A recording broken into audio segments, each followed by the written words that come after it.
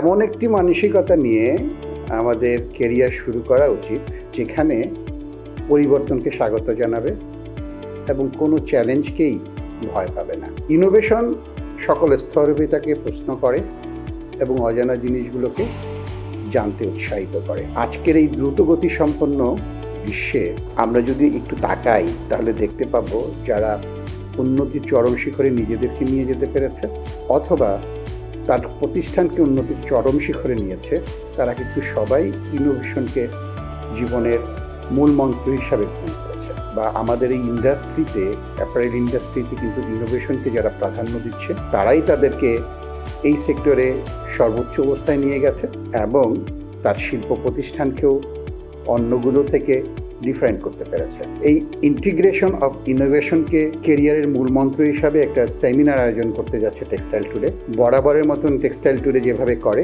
এভাবেও 31শে মে এই সেমিনারটা আজিজ গ্রুপের কনফারেন্স হলে আয়োজন করতে যাচ্ছে। ইনোভেশনকে তার কেরিয়ারের মূল মন্ত্র হিসাবে নিয়ে যারা নিজেদেরকে উন্নতির শিখরে নিয়ে গেছে এবং তার শিল্প প্রতিষ্ঠানকে উন্নতির শিখরে নিয়ে গেছে তারা এখানে আসবেন, তাদের জীবনের গল্পগুলো বলবে। আমি তাদের সকলকে স্বাগত জানাচ্ছি।